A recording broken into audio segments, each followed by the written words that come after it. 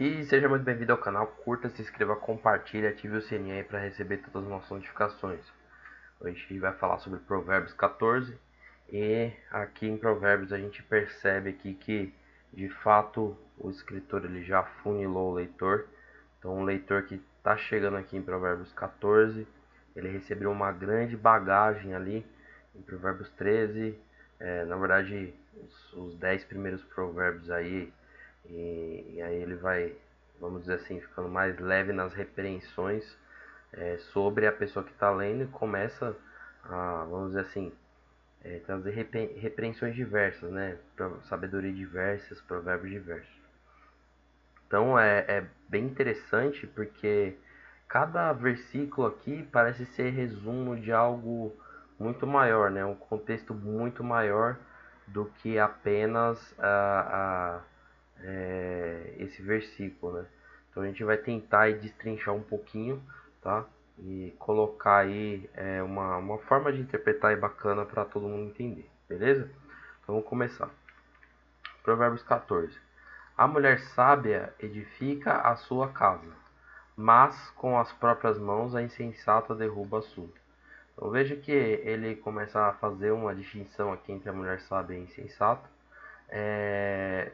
falando sobre a casa, né? Tanto da mulher sábia como da mulher insensata. Enquanto a mulher sábia ela edifica a sua casa e sabe que existe uma dificuldade nisso e precisa se esforçar para isso, gastando o seu tempo para edificar a sua casa, a mulher tola ela gasta o seu tempo derrubando a sua própria casa. Então aqui, enquanto a mulher sábia ela edifica e ajuda, né, a sua casa, e eu digo não só a mulher que é casada, né, a mulher que tem os seus filhos aí, que mora sozinha, né, ela também com seus filhos ela pode edificar a sua própria casa, né? Ela pode ser sábia a ponto de edificar ali com seus filhos a sua casa, instruir eles no caminho bom, né? Então a ideia é essa. Enquanto ele se opõe, né, à mulher insensata, mostrando que a mulher insensata o que acontece é que ela faz é derrubando. Então enquanto alguém está construindo, a mulher insensata ela está derrubando. Quem anda direito teme ao Senhor, mas quem segue caminhos enganosos o despreza. Ou seja, a pessoa que ela tem a vontade, né, de andar de maneira reta, de maneira justa, ela com certeza vai temer ao Senhor. Mas quem segue caminhos enganosos, ou a pessoa que não anda direito, a pessoa que ela comete fraudes, defrauda, então a gente pode incluir aí, por exemplo, estelionatário, 171, todos os tipos de pecado que levam, né, não só a pessoa que está fazendo a pecar, mas ela traz prejuízos a outros, né? Então as pessoas que elas andam por um caminho, né, enganoso, um caminho torto, desprezam quem? O Senhor. Porque aquilo que o Senhor exige de nós, né, basicamente é andar num caminho direito. Então as pessoas que fazem isso, elas temem ao Senhor. E quem não quer andar em um caminho reto, é como se o Senhor fosse opositor a ela, e por isso essa pessoa despreza o Senhor, porque ela não está nem aí para o que Deus está falando. A conversa do insensato traz a vara para suas costas, mas os lábios dos sábios o protegem. Ou seja, o insensato, a ferramenta de castigo dele é justamente a sua própria língua, né? Então, quanto mais o insensato fala, mais ele é castigado. Então, a vara vem para suas costas. Enquanto o lábio dos sábios, né? Ele é uma ferramenta de proteção. Então, você vê que aqui a ferramenta, né? É a mesma, né? Então, a língua, no caso dos insensatos, trabalham como uma arma contra ele mesmo, enquanto o lábio dos sábios trabalham aí como um escudo, uma armadura para ele. Onde não há bois, o celeiro fica vazio, mas da força do boi vem a grande colheita. E é interessante, né, porque a gente poderia falar sobre diversas coisas aqui, mas eu vou encarar esse boi aqui como pessoas que suportam uma carga, né, de trabalho aí. Então, pessoas que são diligentes naquilo que elas fazem. Então, quando a pessoa é diligente, ela trabalha como um boi, né, vamos dizer assim, o celeiro ele vai trazer uma grande colheita, porque essa pessoa ela está se esforçando dentro daquilo que ela faz, né? Enquanto aonde não existe pessoas com essa força, né, de suportar o trabalho, ainda que seja árduo, vai ter uma colheita, vamos dizer assim, pouca, né, uma baixa colheita. A testemunha sincera não engana, mas a falsa transborda em mentiras. Então a gente vê que a diferença entre a testemunha sincera e a falsa é que a testemunha sincera busca nunca enganar ninguém com nada, enquanto a falsa ela não só engana as pessoas, mas ela transborda, porque a pessoa que é uma testemunha falsa, né, ela vai transbordar em mentiras, falar além daquilo, vamos dizer assim, do fato ali consumado, o fato principal. Ela vai tentar cercar a história cheio de fantasias e de flores aí.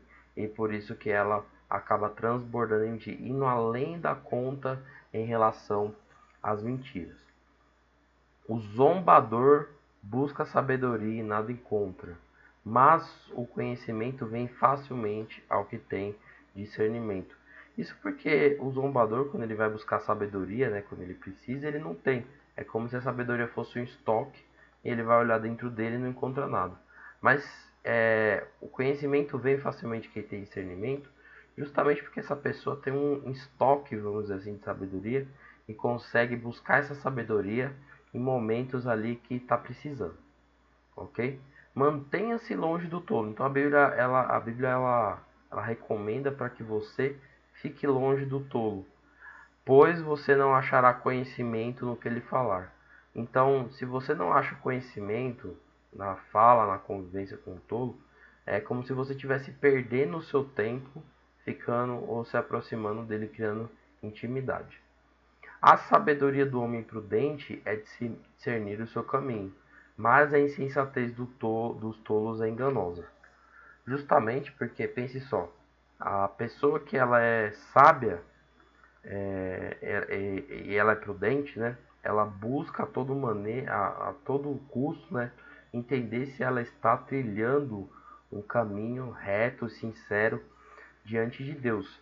Enquanto a insensatez do tolo, né, ela é enganosa, porque ele não quer nem saber o caminho que ele está seguindo, ele não quer discernir se aquilo que ele está fazendo é bom ou ruim para ele, né? Veja que essas pessoas aqui, né, insensatas, elas também zombam da ideia de reparar o pecado cometido. Ou seja, às vezes, e a gente vai ver isso em contraste com esse outro, né, versículo, às vezes a gente comete erros, né, comete pecados, a gente acaba trazendo prejuízo a algumas pessoas, até mesmo sem querer, tá? E esses insensatos, eles zombam, né, nessa questão de reparar, né, reparar o que ele fez. Enquanto a boa vontade está entre os justos, a boa vontade de quê? De reparar. Muitas vezes os justos, eles em alguma medida ali vão errar, só que eles vão buscar reparar os danos que eles causaram e os seus erros. Bom, cada coração conhece a sua própria amargura e não a quem possa compartilhar a sua alegria. Então aqui está falando que a amargura que é íntima do coração, ela às vezes não é possível de você compartilhar com outra pessoa. Muitas das vezes porque aquilo pode fazer sentido para você e não para outra pessoa dentro daquilo que você está sentindo, né? Então esse sentido do que você sente, né? Ele é algo voltado para o seu próprio íntimo, para o seu próprio interior, tá? Ah, então a ideia é essa, que é muito difícil, né, alguma pessoa estranha alegrar um coração amargurado. E o que nos leva, né, a entender que o próprio coração ele tem que, vamos dizer assim, curar a sua amargura. Porque não adianta ninguém querer curar a amargura do coração de outra pessoa. Mas o coração, esse sentimento, né, ele tem que decidir se curar para que ele venha a se tornar um rio de água pura, né? Então a gente, fazendo analogia de amargura, né, como se fosse uma água, aí minha turva, uma água meio amarga até mesmo, demasiadamente salgada, né?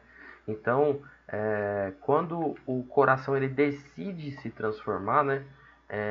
Ele consegue mudança, porque a mudança, infelizmente, não vem de fora, né? As pessoas podem estar até te ajudando, podem até te apoiar em alguma medida, mas a amargura do coração, ele é algo intrínseco, né? Algo interior à pessoa. Então, esse coração, em última medida aqui, ele precisa decidir ser curado, né? Ser sarado. A casa dos ímpios será destruída, mas a tenda dos justos florescerá. Então veja que ele coloca a casa e a tenda, né? E a casa é algo muito melhor do que uma tenda, porque uma tenda é algo meio que provisório. Mas ainda que seja provisório, né? Ainda que você tenha um sustento provisório, a palavra de Deus garante que se você for justo, as suas, vamos dizer assim, aonde você está provisoriamente, isso aí vai florescer. Enquanto aquilo que as pessoas elas acham que são firmes, né, vamos colocar a casa do ímpio, ela vai ser destruída, justamente pela sua própria impiedade. Há caminho que parece certo ao homem, mas no final conduz à morte. Então, isso é muito interessante porque apesar do justo, né, ele ter que rondar o seu caminho, existem alguns caminhos, alguns pensamentos que a gente acha que é certo e que é justo. Só que no final, esse pensamento conduz à morte, esse caminho conduz à morte. E se esse pensamento, esse pensamento, esse ato, esse caminho está conduzindo à morte, na verdade é porque esse caminho não é certo, não é correto tomá-lo, enquanto mesmo que ele pareça ser certo, né? Então, determinadas atitudes que parecem certas, mas no final estão gerando a morte, estão gerando amargura, estão gerando tristeza no coração. E eu digo uma tristeza, não uma tristeza de arrependimento e de aguentar algumas dificuldades, mas uma tristeza que leva à morte, né? A morte do espírito, né? Então esse caminho ele acaba se revelando um caminho errado. Mesmo no riso, o coração pode sofrer e a alegria pode terminar em tristeza. Então a Bíblia garante que, olha, mesmo que você estiver sorrindo, né? Até mesmo aquilo, né? Às vezes você está sorrindo e o seu coração está sofrendo em alguma medida.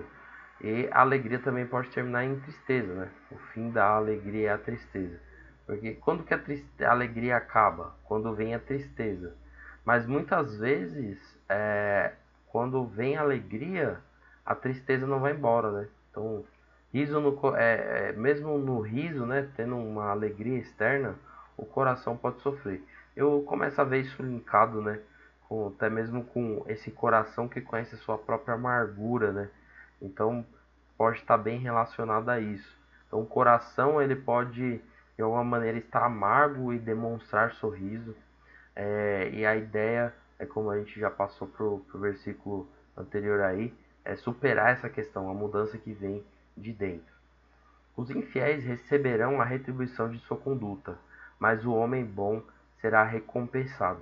Então veja que muitas vezes a conduta do infiel ela não tem um prejuízo imediato, tá? E nem mesmo a ação do homem bom. Mas a Bíblia garante que o homem bom ele vai ser recompensado, enquanto o infiel vai ser retribuído. Eu vejo isso aqui muito quando se fala de vou retribuir algo para você. Sei lá, por exemplo, você compra uma blusa para alguém, a pessoa retribui, dá uma blusa também. Então o mal que essas pessoas geraram, elas vão receber na vida dela.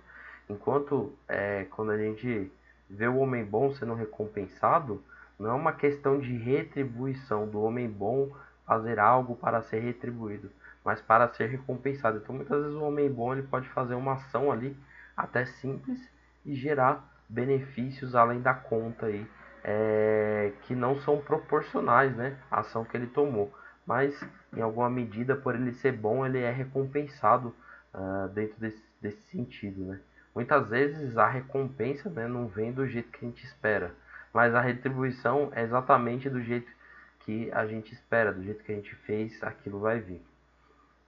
O inexperiente acredita em qualquer coisa, mas o homem prudente vê bem onde pisa. Então, enquanto as pessoas que não têm experiência, elas vai fazendo qualquer coisa, acreditam. O homem prudente, ele com calma, ele vê onde ele está pisando, vai com paciência, com calma, com sutileza, com tranquilidade. O sábio é cauteloso e evita o mal, mas o tolo é impetuoso e irresponsável. A gente vê, né, esse contraste, enquanto o sábio ele sempre busca evitar o mal, o tolo não está nem aí, topa tudo, é impetuoso, alguém com ímpeto, né, com vontade lá. E além dele ter vontade, pode até mesmo ser coragem, né? Então a gente poderia até falar o tolo corajoso, né? Mas essa coragem misturada com uma responsabilidade, né? Então a gente reconhece o tolo não só por ele às vezes ser uma pessoa que aparenta ser corajosa, mas na coragem dele ele gera irresponsabilidade. Eu lembro bastante daquele pessoal de moto que anda na rua fazendo loucura, né? Empinando moto e tal. Então, essas pessoas são cautelosas? Não, porque não estão evitando o mal. Mas o tolo, né? Então, sei lá, esse cara que empina a moto, vamos colocar desse jeito. Ele é corajoso, ele é. Só que ele é irresponsável, porque ele está colocando em risco a sua própria vida e a vida de outras pessoas. 17. Quem é irritadiço faz tolices, e o homem cheio de astúcias é odiado. Então, a pessoa que ela se irrita com qualquer coisa, que ela é nervosinha, né, vamos colocar assim, ela acaba fazendo coisas tolas, né, faz tolices. E o homem cheio de astúcias, cheio de malandragem, né, ele é odiado. Ninguém gosta da pessoa que é cheia de malandragem, a não ser os próprios malandros, né. Então, a gente pode ver que a companhia do homem tolo, né, são os próprios tolos, né. Os inexperientes herdam insensatez, ou seja, muitas vezes, vamos colocar assim, às vezes você está com pessoas ali que não são pessoas que você deveria estar andando, vamos colocar assim, más companhias, né? E você acaba herdando o problema dessas pessoas, né? Só que o conhecimento é a coroa dos prudentes.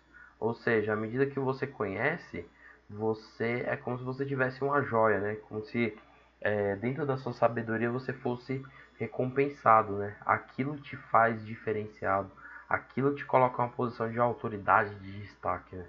Enquanto os inexperientes, que acontece com eles se ferram por conta de outros. Os maus se inclinarão diante dos homens de bem, e os ímpios às portas da justiça. Então, muito bem. Aqui a Bíblia garante que, no final de tudo, as pessoas que são más, né, que elas têm uma índole má, ela vai se inclinar, ela vai pedir o favor, a misericórdia, vai reconhecer, né, a autoridade, reconhecer o caminho do homem de bem. E os ímpios, ele também vai se dobrar à porta da justiça, né? E o que vai sair da porta da justiça, bom, é interessante, né? Depois a gente pode talvez falar sobre isso. Bom, os pobres são evitados até por seus vizinhos, mas os amigos dos ricos são muitos. Isso aqui é meio engraçado, né? O vizinho evita o pobre porque o pobre vai pedir alguma coisa para ele. Mas quem é rico, né, tem muitos amigos, porque pode, vamos dizer assim, financiar o tempo desses amigos. Não são poucos exemplos que eu conheço, mas vamos lá. Quem despreza o próximo, então veja que apesar do pobre ele ser desprezado até pelo seu vizinho, aqui está narrando um fato, né? Não que seja um conselho, mas o conselho vem no versículo de baixo. Ó. Quem despreza o próximo comete pecado, mas como é feliz quem trata com bondade os necessitados. Então, a palavra de Deus garante felicidade a quem se compadece de pessoas que são pobres, têm necessidades, que não evita essas pessoas. Não é certo de que se perdem os que só pensam no mal, mas os que planejam o bem encontram amor e fidelidade. Não é certo que se perdem os que só pensam mal. Então, aqui é como se fosse uma afirmação e interrogação. É como se alguém tivesse falando assim, ó, não é certo que se perdem só os que só pensam mal, ou seja, a pessoa que só maquina a maldade, ela se perde. Mas os que planejam o bem encontram amor e fidelidade. Então vê que ele está colocando novamente, opondo, né? Quem pensa o mal que vai acontecer, então quem pensa, maquina o mal, essa pessoa vai se perder até mesmo na sua própria maquinação. Enquanto quem planeja o bem, porque né, a gente fala só de maquinar o mal, de planejar o mal, mas tem pessoas que planejam o bem, maquinam o bem. E essas pessoas que maquinam o bem, elas vão encontrar amor e fidelidade, né? Então a fidelidade a quem está em volta dela. Todo trabalho árduo traz proveito, mas o só falar leva à pobreza. Então aqui basicamente é aquela máxima, né? Não adianta só falar, a gente precisa fazer, né? Então, quando você fica falando, você vai ficar o quê? Pobre, porque você não tem ação. Aquilo que você pensa não gera ação. Enquanto quando você, vamos dizer assim, não que você não pensa muito, mas os seus pensamentos, você transforma eles em trabalho, você vai acabar tendo proveito desses pensamentos. Tá? A riqueza dos sábios é sua coroa, mas a insensatez dos tolos produz apenas insensatez. Então veja que enquanto o sábio ele produz riqueza, né, autoridade, tá falando bastante aqui em relação à coroa. Essa coroa é no sentido de, vamos colocar assim, quem tem coroa é rei e rainha, vamos colocar assim, né? Então, se o rei e a rainha têm coroa, isso simboliza que eles são uma autoridade, né, mediante aquele povo. E além da autoridade, simboliza nobreza, riqueza, tá? Então, o sábio, ele tem tudo isso para si, é como se ele fosse um rei. Mas a insensatez do tolo produz apenas insensatez, ou seja, não produz nada, não produz riqueza, não produz autoridade, não produz nada. Ela só produz insensatez. É como se fosse um ciclo vicioso. Algo ruim que produz mais coisas ruins. A testemunha que fala a verdade salva as vidas, mas a testemunha falsa é enganosa. Então, a testemunha que fala a verdade, ela vai e salva vidas. O objetivo dela é esse, né? Então, ela vem trazer a verdade. Mas a testemunha que é falsa, ela engana, né? Então, a gente consegue discernir a testemunha falsa por conta dos enganos que ela tenta, né, passar ali para quem está ali, ou para quem está no meio daquele imbróglio, daquela situação. Aquele que teme ao Senhor possui uma fortaleza segura, refúgio para os seus filhos. Então a pessoa que teme ao Senhor, ela vai ter uma fortaleza, digamos assim, algo firme e seguro, né? E aqui eu interpreto tanto no sentido físico como no sentido espiritual. E as pessoas que temem ao Senhor sendo um refúgio físico, um refúgio espiritual. Muitas vezes a gente conhece vários casos de filhos que precisaram dos seus pais e seus pais, por temerem a Deus, conseguiram aí amparar, né, seus filhos em um momento de dificuldade, seja essa dificuldade algo físico, né, talvez com dinheiro, ou algo espiritual, né, uma oração, alguma coisa do tipo. O temor do Senhor é fonte de vida e afasta das armadilhas da morte. Ou seja, o temor ao Senhor é como se fosse uma fonte de vida, né? Uma fonte a gente enxerga como algo que não tem fim, né? Então, é vida, vamos dizer assim, ilimitada. É algo que vem do céu de maneira ilimitada, sem restrições. Então, quanto mais a gente teme ao Senhor, mais Ele é fonte de vida para a gente. E essa fonte de vida nos afasta do que? Das armadilhas da morte. Então, o conhecimento que traz vida e nos ajuda, porque aqui está falando que a morte tem suas armadilhas, né? E armando contra quem? Contra a vida das pessoas que são, todos na verdade, né? Mas os inexperientes, na verdade, é o que cai nessas armadilhas. Uma grande população é a glória do rei, mas sem súditos o príncipe está arruinado. Interessante, né? Se a gente for avaliar no contexto do dia a dia, imagine aí, sei lá, uma prefeitura com uma grande população. Então existe, né, uma grandeza em ter uma cidade bem populada, né? Enquanto quando você tem uma cidade, vamos colocar assim, sem população, uma cidade que não tem vínculos ali, não tem quem a sustente, quem cuide dela, ah, essa autoridade ela vai acabar sendo arruinada, né? Porque ela não faz sentido. O homem paciente dá prova de grande entendimento, mas o precipitado revela a sua insensatez.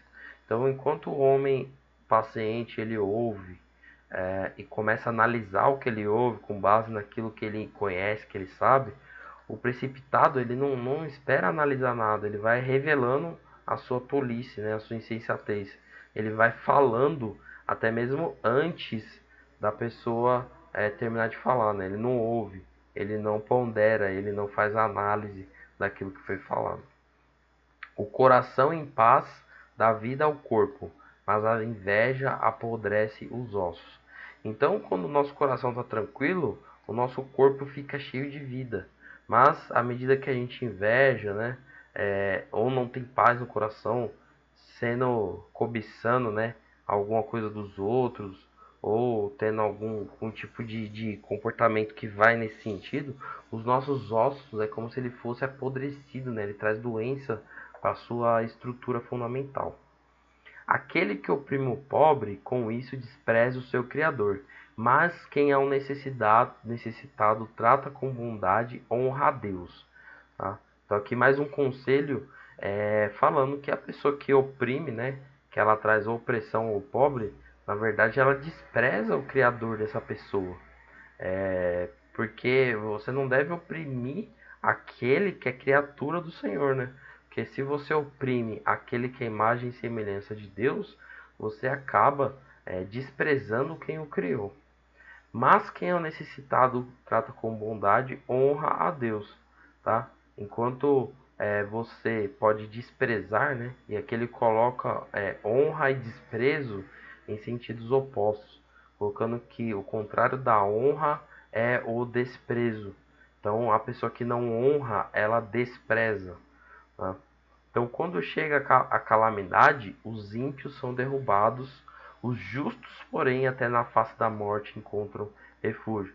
Veja que, às vezes, acontecem situações repentinas em que esses ímpios eles caem da posição de estabilidade que uma vez eles teriam, né? Enquanto o justo, mesmo se ele encontrar uma situação muito difícil, ainda que seja a morte, ele vai encontrar o refúgio ali. A sabedoria repousa no coração dos que têm discernimento, e mesmo entre os tolos ela se deixa conhecer. Então a sabedoria repousa no coração, então ela fica, né, ela permanece no coração daquelas pessoas que têm o discernimento, que sabem escolher, que tem algo nesse sentido para fazer. E mesmo entre o tolo, né, a sabedoria, né, ela se deixa conhecer. Então o tolo ele reconhece aquilo que é sabedoria, apesar do tolo conhecer, né, reconhecer, a sabedoria não repousa no coração dele, né, como se ela encontrasse uma morada tranquila. Imagina que você fala que a sabedoria repousa. Imagina você repousando como que é. Você deita na sua cama e descansa. Então a sabedoria ela tem tranquilidade no coração daquelas pessoas que discernem as coisas, que fazem distinção. Enquanto no coração entre os tolos, a sabedoria não encontra repouso, né? Apesar deles poderem conhecê-la. A justiça engrandece a nação, mas o pecado é uma vergonha para qualquer povo. Então, à medida que uma nação ela é justa, né, ela vai se tornar grandiosa. Mas conforme o pecado ele for avançando dessa sociedade, né, esse pecado ele vai ser uma vergonha para qualquer povo, entendeu? Porque é algo triste, né? Muitas vezes as pessoas falam, ah, o brasileiro é aquilo, o brasileiro é isso. E a gente vê muitas das vezes a gente tendo comportamentos injustos, né? E acaba envergonhando a nossa nação, tá? Enquanto alguns comportamentos, sendo eles justos ele tendo justiça dentro dele, ele poderia estar engrandecendo, né?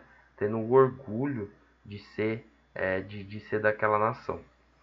O servo sábio agrada o rei, mas o que procede vergonhosamente ocorrerá em sua ira. E aqui eu trato o rei também como posições de autoridade, às vezes o seu patrão no seu trabalho, o seu pastor. Então a ideia da pessoa que é sábia, né, a pessoa que é humilde, que é servo, é ela agradar ao rei.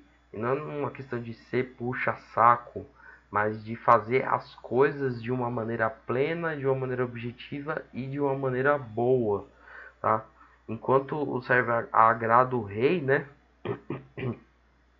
O que faz ter uma conduta vergonhosa, né? Ele acaba incorrendo na sua ira. Então, o que o rei puder fazer para trazer problema para esse servo, né? Ver que faz coisas vergonhosas, ele vai acabar fazendo, ok? O vídeo ficou grande, desculpa por ter ficado até aqui, mas cada versículo desse parece ser o resumo de algo grandioso. Então é muito difícil não passar por cada versículo desse tentando puxar o contexto, né? A ideia principal desse versículo. Então foi por isso que o vídeo ficou grande. Eu acredito que a partir de agora os vídeos vão ser um pouquinho grandes, mas é de se esperar, né, que a gente possa gastar um pouco de tempo aí entendendo a sabedoria e meditando na sabedoria. Isso é muito, muito bom, muito gratificante. Então é nesse sentido aí. Beleza, pessoal? Curta, se inscreva, compartilha, ative o sininho aí para receber todas as nossas notificações. Até logo, obrigado.